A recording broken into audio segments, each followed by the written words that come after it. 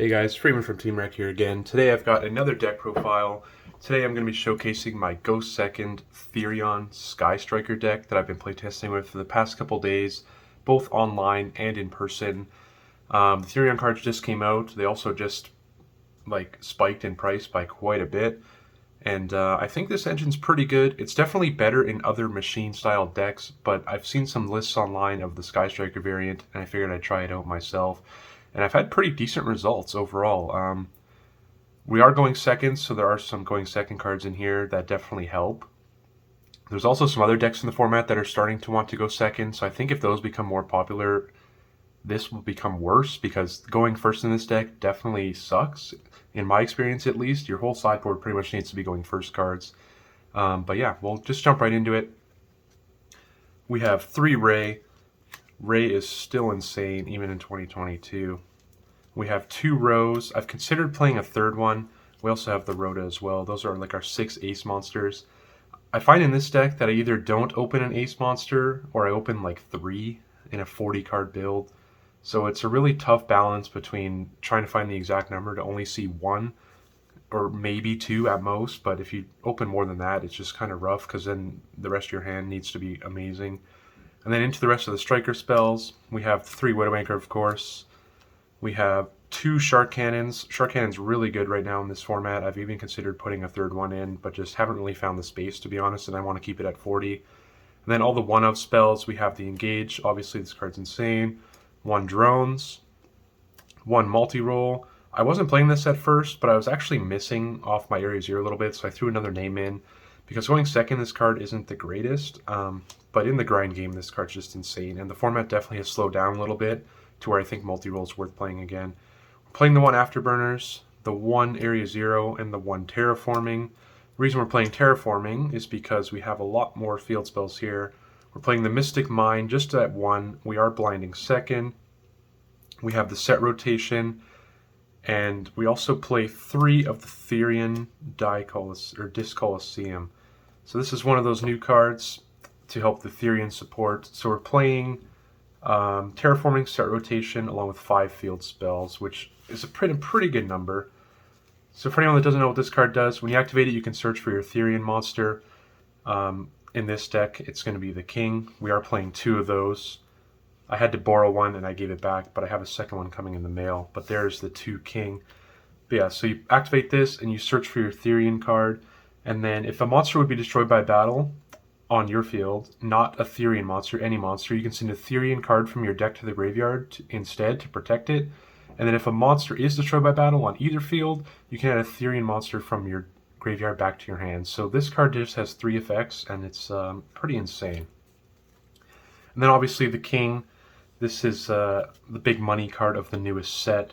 So basically, if you have a machine in your graveyard, you can reveal this and activate it in your hand. Special summon it, equip the machine to the King, and then this card is basically just an Omni Negate. It can send a Therion monster from your field to the graveyard to negate.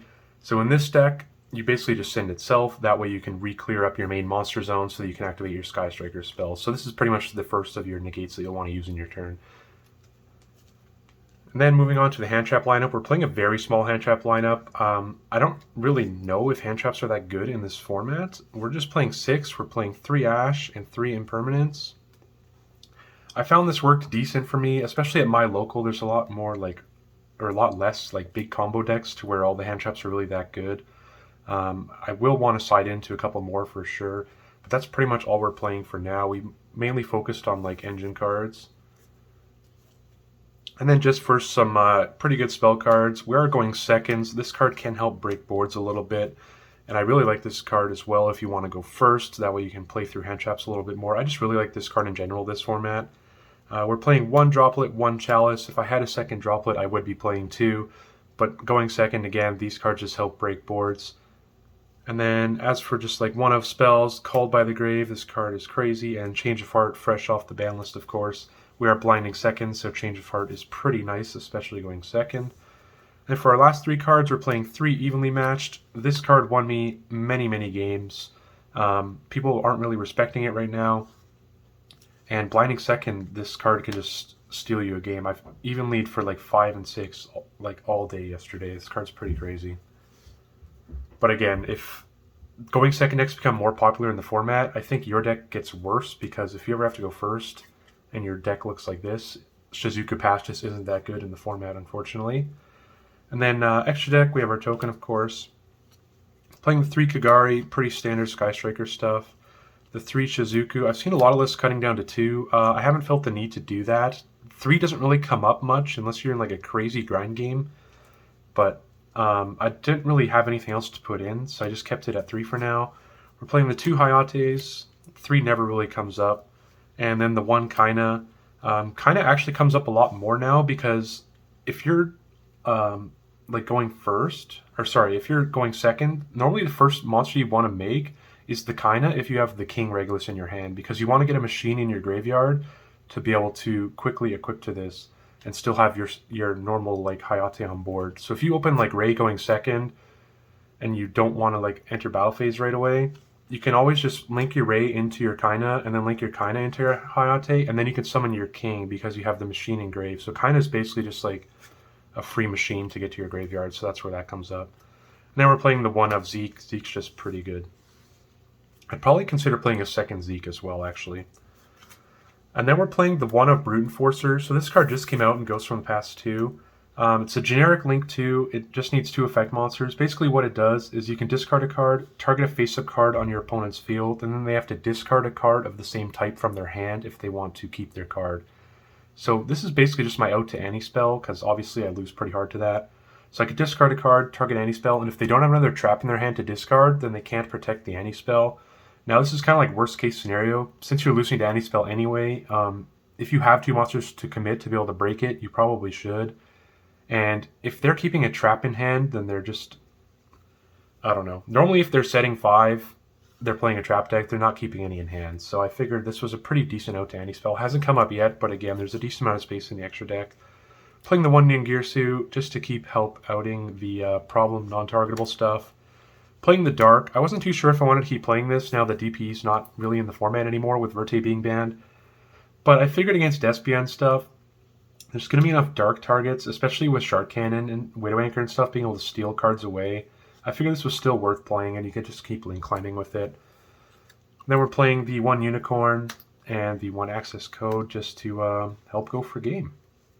So that's pretty much going to do it. The sideboard is still a work in progress. I guess I could kind of quickly show it. It's definitely still a work in progress.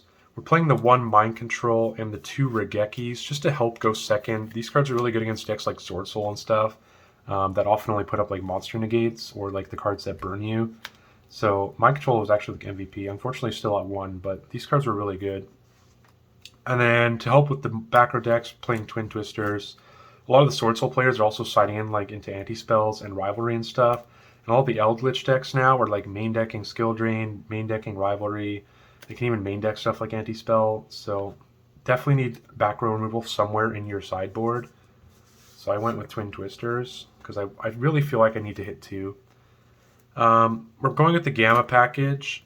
I never sided this in all my testing, so I don't think I would really keep playing it. I think I'd rather put in 4 more going first cards, and then 4 going first cards. We only play 5. I definitely think the 4 more would help. We're playing 2 D-Barriers.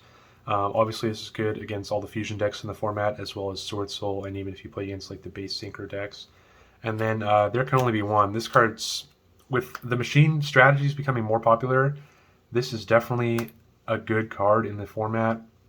There's a lot of decks that just cannot play against this card, and it really slows the game down for you to where you could just keep gaining resources and keep grinding them out. So I really like this card. Not sure what other 4 going first cards I would put in. Maybe 3 Sanctum and a Scythe I've considered just for going first. It's also like a big mind game playing Go Second Striker, whether your opponent's going to make you go first or second if you do manage to win game 1. So it's kind of just a big mind game you have to be playing the whole time. But yeah, you definitely need some going first cards to be able to play it in the format. Because if you go first and do Shizuku Pass with no backer follow-up, you're just going to die. But anyways, that's going to do it for the Go Second Therion Sky Striker deck. Hopefully you guys enjoyed. If you guys did, be sure to subscribe to the Team Rec Yu-Gi-Oh channel. And be sure to like this video as well, because we're going to have a lot more content coming your way.